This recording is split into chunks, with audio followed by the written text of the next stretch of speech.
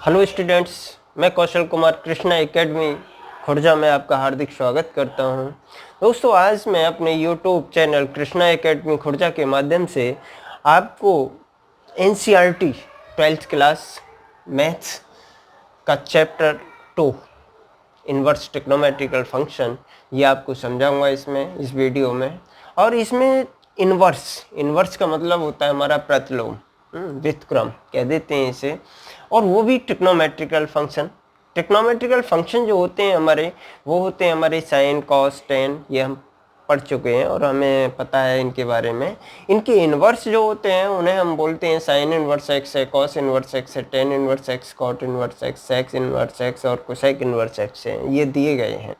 अब सबसे पहले हम ये बात करते हैं कि भाई जो ये इन्वर्सेबल फंक्शन है हमारे, ये फंक्शन की क्या कंडीशन होती है, किस तरीके से हम किसी भी फंक्शन को इन्वर्स हम फाइंड कर सकते हैं। तो सबसे पहले तो हम ये देखते हैं कि जब भी कोई फंक्शन दिया होता है उसके इन्वर्स होने के लिए एक कंडीशन होती है। और कंडीशन क्या होती है?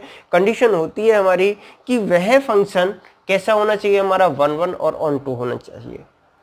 1 1 और ऑन टू, 1 1 आपने पढ़ा है, ये पिछले प्रीवियस क्लास में आप पढ़ चुके हो। 11th क्लास में जो चैप्टर हमारा फर्स्ट है उसमें आपको बताया गया है, समझाया गया है कि भाई 1 1 कोई भी फंक्शन हमारा 1 1 और ऑन टू किस कंडीशन में होता है हमारा, यानी उसकी जो इमेज बनती है, हमारी इमेज एक एलिमेंट की एक ही एलिमेंट पर बनती है।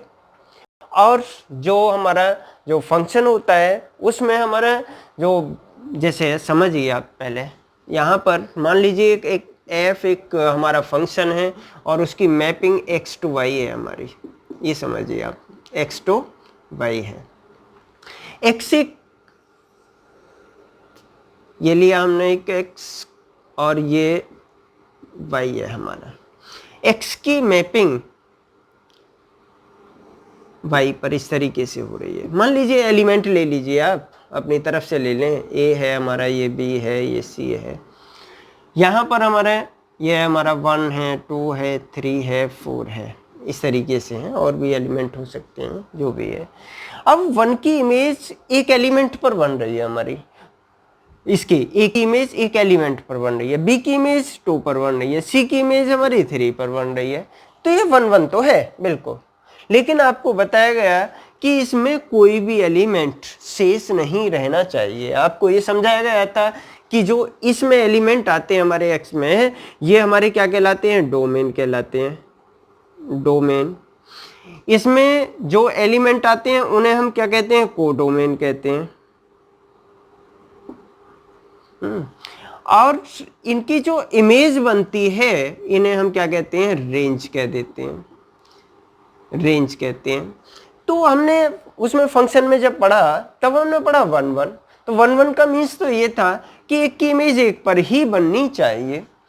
ऑन टू का मतलब ये होता है कि जो कोडोमेन है और रेंज है दोनों कैसी होनी चाहिए? इक्वल होनी चाहिए। भाई कोडोमेन और रेंज इक्वल कब होंगे? जब इसमें 4 नहीं होगा। तो ये अब हमारा फंक्शन कैसा हो गया? 1 1 ऑन टू। ये आप जानते हैं अच्छी तरह से, हम आपने पढ़ा है, 11th क्लास में पढ़ चुके हैं, जो आपकी प्रीवियस क्लास थी आपकी उसमें पढ़ी थी। तो इसमें इन्वर्स के लिए क्या है? इन्वर्स के लिए सबसे पहली कंडीशन यही है कि हमारा जो भी फंक्शन है जिसका हम इन्वर्स फाइंड कर रहे हैं उसका कैसा होना चाहिए? वो फंक्शन हमारा 1 1 और ऑन टू होना चाहिए। अब सेकंड कंडीशन देखते हैं हम। अब इसमें सेकंड कंडीशन क्या है हमारी? एक, यदि मान लीजिए जैसे साइन इनवर्स एक्स है, तो इसका मीन्स ये नहीं है जैसे हमने पढ़ा कि भाई एक्स है और एक्स पर इनवर्स इस तरीके से ये लगा हुआ है, तो इसे हम 1/x लिख देते हैं। ऐसे ही पढ़ा है आपने। तो इसको हम ऐसा नहीं लिख सकते कि आप ये सोचें कि भाई इसे हम 1/sin x लिख दें, इस तरीके से नहीं। देखो sin x ये कंप्लीट है हमारा, ठीक है ना। यदि हम इसे लिखेंगे तो इसका मीन्स ये होगा कि sin x पर इनवर्स है, इस तरीके से, ये अलग है हमारा, ठीक है, sin इनवर्स x। अब बात करते हैं हम इसमें प्रिंसिपल वैल्यू पे। भाई सबसे फर्स्ट एक्सरसाइज में जो इसकी एक्सरसाइज है उसमें आपकी क्या दे रखे हैं, प्रिंसिपल वैल्यू। प्रिंसिपल वैल्यू को समझिए आप। प्रिंसिपल वैल्यू क्या होती है? प्रिंसिपल वैल्यू देखो मैंने कुछ फंक्शन लिखे हैं और फंक्शन क्या है आपके 6 फंक्शन है जो ट्रिग्नोमेट्रिकल फंक्शन है, उसके मैंने डोमेन भी आपको लिखे हैं ये, और ये रेंज लिखी है इनकी। प्रिंसिपल वैल्यू वह वैल्यू होती है कि जैसे हमारी साइन इनवर्स एक्स है और साइन इनवर्स एक्स का डोमेन क्या है हमारा -1 और 1 के बीच में, ये दे रखा है आपको, और इसकी रेंज क्या दे रखी है -π/2 और π/2। ये इंटरवल है, इंटरवल आपको पता है, ये भी आप प्रीवियस क्लास में पढ़ा है आपने। इंटरवल क्लोज इंटरवल होता है, एक ओपन इंटरवल होता है, क्लोज ओपन इंटरवल होता है, ओपन क्लोज इंटरवल होता है, ये आपने इंटरवल के बारे में पढ़ा है। ये कैसा इंटरवल लगाया है मैंने इसमें, साइन की जो रेंज है ये क्लोज इंटरवल है, यानी कि π/2 -π/2 और π/2 दोनों ही इंक्लूड है इसके अंदर जो है। यही है ना, याद है आपको? देख लीजिए, यदि कहीं पर भी ये हमारा कोई फंक्शन है और फंक्शन जो वैल्यू ले रहा है हमारा a और b है, हमारा इंटरवल क्या होता है हमारा, यदि क्लोज इंटरवल है तो उसमें a और b दोनों ही इंक्लूड होंगे, और इसे जो लिखा जाता है a और b इस तरीके से लिखा जाता है। इसका मतलब ये होता है कि जो x कोई भी वैल्यू उठा रहा है हमारा वो या तो इसके बीच में है, ठीक है ना, और उसमें a भी हो सकता है और b भी हो सकता है। यानी क्या लिखेंगे इसे कि x is less than equal to a और b, यानी कि a की x की जो वैल्यू है वो a और b के बीच में है, और a के इक्वल भी है और b के इक्वल भी है। ये हमारा क्या है, क्लोज इंटरवल है। ओपन में ये हमारी वैल्यू a और b को नहीं लेता है, इसके बीच की वैल्यू को लेता है, तो इसे हम क्या लगा देते हैं इस तरीके से, a is less then x is less then b, यानी x की वैल्यू a और b के बीच में है। ओपन क्लोज है, क्लोज ओपन है, ये समझ लो आप जो है ये इस तरीके से, यदि इक्वल है, एक इंक्लूड है हमारा, तो ये क्या होगा हमारा क्लोज यहाँ पर हो जाएगा, ओपन यहाँ पर हो जाएगा। यदि b इंक्लूड है हमारा तो यहाँ पर हमारा क्या हो जाएगा, क्लोज हो जाएगा, और यहाँ पर कैसा रहेगा हमारा, ओपन रहेगा। ठीक है ना। इसी तरीके से हम अपने पॉइंट पर ही आते हैं। साइन भी, साइन की जो प्रिंसिपल वैल्यू निकाली जाती है, प्रिंसिपल वैल्यू वह होती है जो इसकी रेंज में आए हमारी। रेंज का मतलब है कि यदि हम बात करें, ये हमारा एक्स वाई यही थे हमारे, ठीक है ना, यहाँ से यहाँ तक जो एंगल बनता है वो कितना हमारा π/2 है, और ये इसे चले हम यदि, तो ये क्या होता है हमारा -π/2 होता है। यानी यदि हम इस इंटरवल को देखें, इस इंटरवल को देखें, बात करें इसकी, तो यहाँ से यहाँ तक ये इंटरवल आ गया, जिसमें हमारा क्या है कि भाई -π/2 भी और π/2 दोनों ही इंक्लूड है हमारे।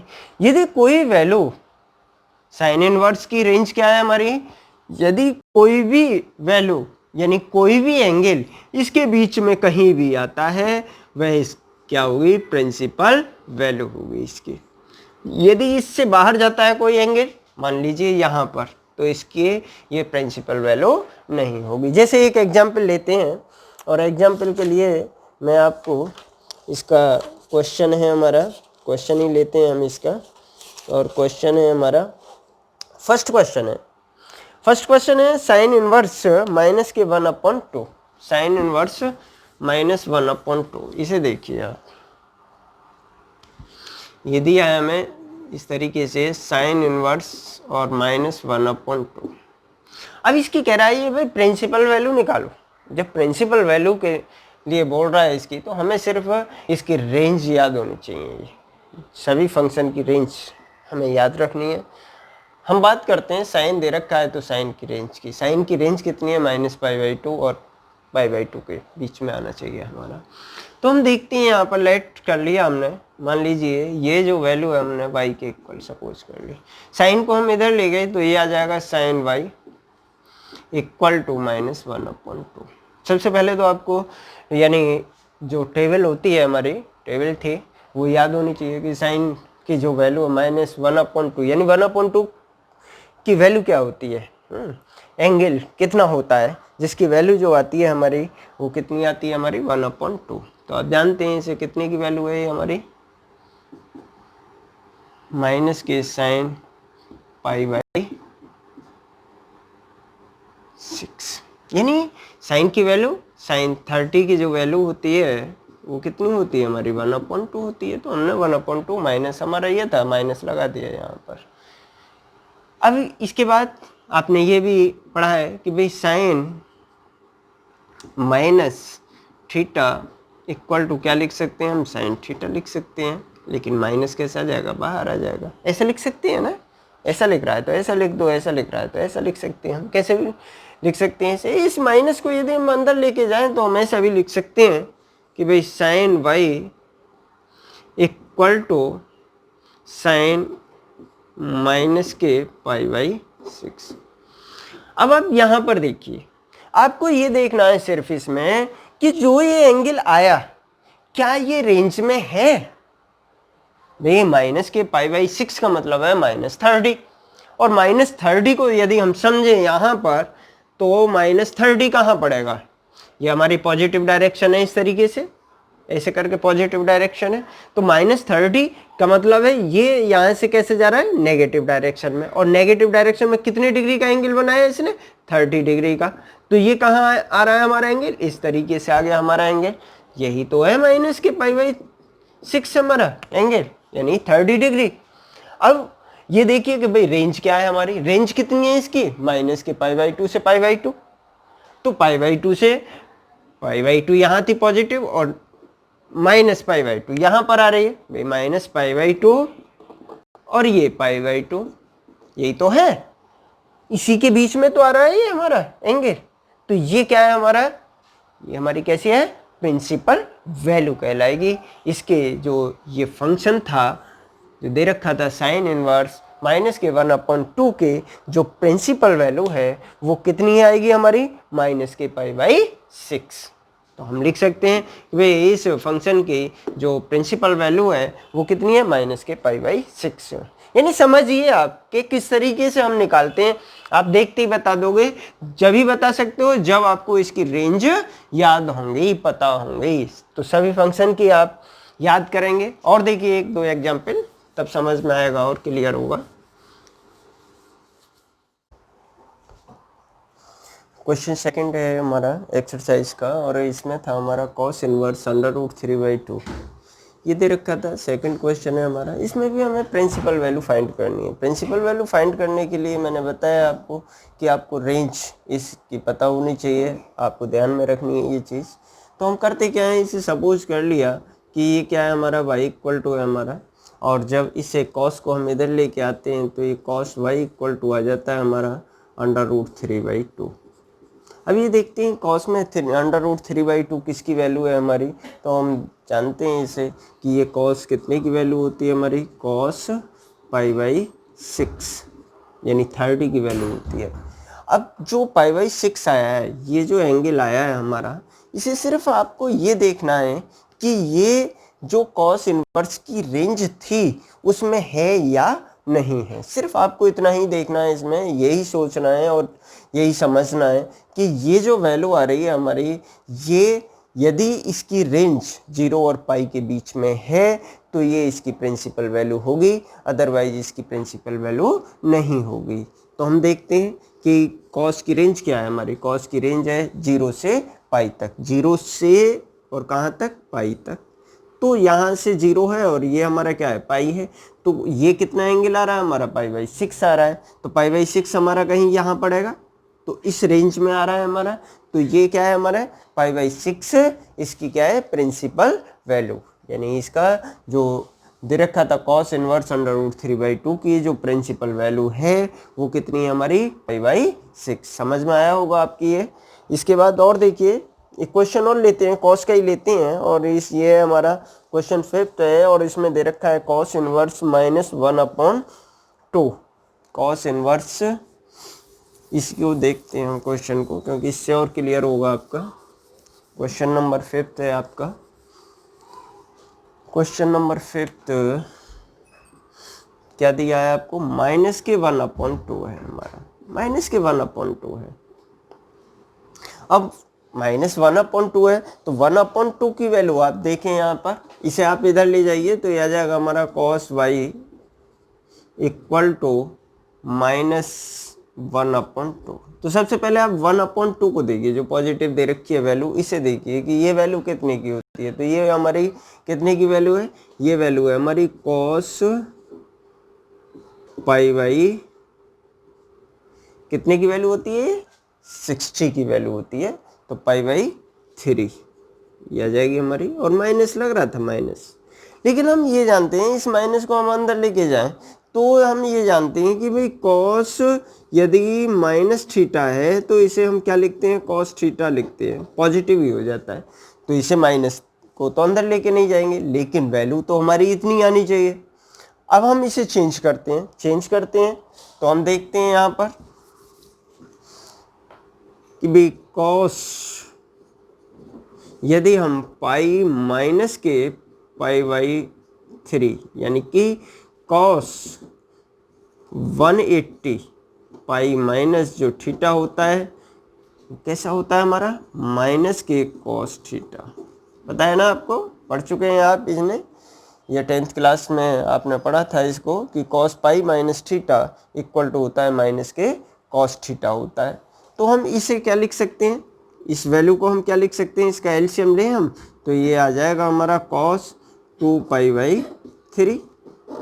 अब 2π/3 कितना हो गया, ये वैल्यू जो आ रही थी ये कितनी थी, 60 120। यदि हम समझें यहाँ पर कि भाई 120 हमारी इसकी रेंज में, cos इनवर्स की रेंज में आ रहा है या नहीं आ रहा है, तो उसे देख लीजिए आप। 120 का मतलब है यहाँ पर ये आएगा हमारा, यहाँ से यहाँ तक जो एंगल बनेगा वो कितना है हमारा, 120 है हमारा। और इसकी रेंज क्या होती है, cos इनवर्स की रेंज है हमारी 0 से पाई है, तो 0 से पाई यानी यहाँ तक, तो इसकी रेंज में ही आ रहा है ये।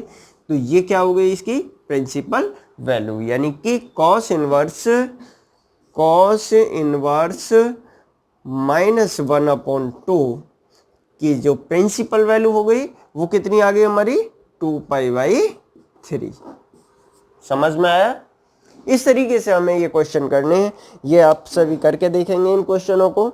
और ये क्वेश्चन 10 तक तो इसी तरीके से दिए हैं, और कोई भी यदि क्वेश्चन आपकी समझ में नहीं आता है तो आप कमेंट करके मुझसे पूछ सकते हैं, कमेंट में आप लिख सकते हैं, तो मैं नेक्स्ट वीडियो में उस क्वेश्चन को समझा दूंगा।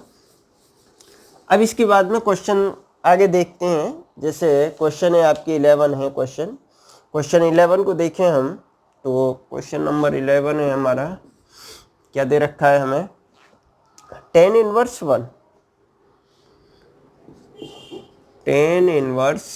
1 दिया है, प्लस दूसरा दिया है हमें cos इनवर्स -1/2, cos इनवर्स -1/2 दिया है। इसके बाद plus sine inverse -1/2, plus sine inverse -1/2। और ये कह रहा है कि भाई इसकी वैल्यू फाइंड करिए आप, जो इसकी हमें क्या करनी है, वैल्यू फाइंड करनी है। वैल्यू ही फाइंड करा रहा है इसकी। अब देखिए आप, देखो आपने ये भी निकाली है वैल्यू अभी, सबसे पहला क्वेश्चन जो बताया था मैंने इसी तरीके से बताया था, यह भी क्वेश्चन बताया मैंने tan 1। तो हम इनकी सभी की अलग अलग वैल्यू फाइंड कर सकते हैं। हमें क्या चाहिए कि इसकी प्रिंसिपल वैल्यू, सभी की प्रिंसिपल वैल्यू निकालनी है हमें। तो इन्हें सॉल्व करने के लिए हमने अलग अलग निकाल लेते हैं। लेट tan 1 ये लिया हमने, और इसे हमने सपोज करा है किसके इक्वल, 1, इसके y के इक्वल। तो इसे हमने tan y और tan y इक्वल टू कितना है हमारा 1 है। 1 जो वैल्यू होती है tan में वो कितने की वैल्यू होती है, π/4 की वैल्यू होती है। अब π/4 सबसे पहले आप ये देखिए, π/4 जो है हमारा वो इसकी tan इनवर्स x की रेंज में आ रहा है या नहीं आ रहा है। तो हम देखें यहाँ पर, तो π/4 इसकी रेंज क्या है, रेंज है हमारी इसकी जो है -π/2 से π/2 तक है, यानी ये है रेंज। लेकिन इसमें ये ना तो π/2 माइनस के और ना ही π/2, दोनों ही इंक्लूड नहीं है, यानी इसके बीच में आना चाहिए। ये जो आनी चाहिए वैल्यू, प्रिंसिपल वैल्यू कौन सी होगी, जो इसके बीच में आ रही होगी। अब हम देखते हैं π/4 हमारा यहाँ पर पड़ रहा है, पॉजिटिव डायरेक्शन में पड़ रहा है, तो ये इसके बीच में आ रहा है, ठीक है ना। तो जब बीच में आ रहा है तो ये इसकी क्या है, हमारी प्रिंसिपल वैल्यू। तो हम बिल्कुल लिख सकते हैं कि भाई ये जो वैल्यू है, ये जो वैल्यू आई है निकल करके y इक्वल टू कितना आ गया हमारा, y इक्वल टू आ गया हमारा π/4 आ गया। ये इसकी प्रिंसिपल वैल्यू है। और फिर y किसके इक्वल था, ये था हमारा। अब इसको आप, अभी मैंने समझाया था आपको, cos इनवर्स माइनस के 1/2 था, तो इसे हमने सपोज कर लिया इसी तरीके से। तो इसकी जो वैल्यू आ रही है वो कितनी निकाली है हमने, π/4 निकाली है, प्लस इसकी वैल्यू अभी हमने 2π/3 निकाली थी, इसकी वैल्यू 2π/3 थी। और इसकी वैल्यू चलो और देख लेते हैं, लेट z ले लीजिए कि ये साइन इनवर्स -1/2, साइन इनवर्स -1/2 ये दे रखा है हमें। अब यहाँ पर देखें हम साइन इनवर्स को हम इधर लेके जाएं तो ये आ जाएगा हमारा साइन z इक्वल टू -1/2। और 1/2 जो वैल्यू होती है इसमें साइन में, वो कितने की होती है, 30 डिग्री की होती है। तो माइनस के साइन π/6। अब इस साइन माइनस को हम इस तरीके से लिख सकते हैं, साइन -π/6 ऐसे लिख सकते हैं। ये क्या आ रहा है हमारा, साइन z आ रहा है। तो ये जो आ गई वैल्यू, जो आ गई z की वैल्यू, ये आ रही है हमारी कितनी, माइनस के π/6। ये वैल्यू z की -π/6 तभी होगी जब ये इसकी रेंज में होगा। अब रेंज में देखो, प्रिंसिपल वैल्यू तभी निकल के आएगी। रेंज देखिए आप, इसकी रेंज क्या है, -π/2 से π/2 है हमारी। तो हम यहाँ पर देख लेते हैं भाई, इसके बीच में आनी चाहिए हमारी ये। तो π/6 का मीन्स कितने डिग्री हो गया हमारा, 30 डिग्री। लेकिन कैसा है ये, नेगेटिव, तो इस तरीके से बनेगा ये एंगल। और जब ये एंगल आ रहा है हमारा, तो ये क्या है हमारी, इसकी प्रिंसिपल वैल्यू है। तो इसकी जो वैल्यू आ गई वो कितनी आ गई हमारी, माइनस के π/6।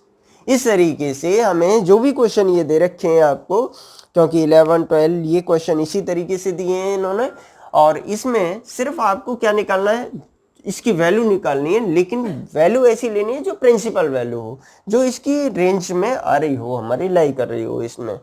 इन्हें हम सॉल्व कर लेते हैं, और जो सॉल्व होकर के आता है वही इसकी वैल्यू होगी हमारी इसके। अब यहाँ पर क्या था हमारा, ये 4 था, ये 3 था, ये 6 था। एलसीएम लिया हमने, एलसीएम कितना आ गया इसका, 12 आ गया। और 12 आ गया इसका एलसीएम, तो ये आ गया हमारा, इसका 4 का डिवाइड करा 3π प्लस इसका 4 और प्लस के 8π माइनस के 2π, कितना हो गया, ये आ गया हमारा, कितने हो गए 11 और माइनस के 2, तो ये आ गया हमारा 9π। सॉल्व तो कर ही सकते हैं इसे हम। और ये 3 से इसे कैंसिल कर दो, 3 और ये 4, और ये आ गया 3π/4। ये इसकी वैल्यू आ गई निकल करके। समझ में आया होगा क्वेश्चन। हमें करना कुछ नहीं है, सिर्फ हमें प्रिंसिपल वैल्यू निकालनी है सभी की, और वो क्या करनी थी, हमें प्लस करनी थी। इसके बाद में क्वेश्चन 12 है हमारा। 12 भी इसी तरीके से है, देख लीजिए। बाकी तो ऑप्शन है इसमें, ऑब्जेक्टिव क्वेश्चन है इसमें। क्वेश्चन नंबर 12 और देखो आप,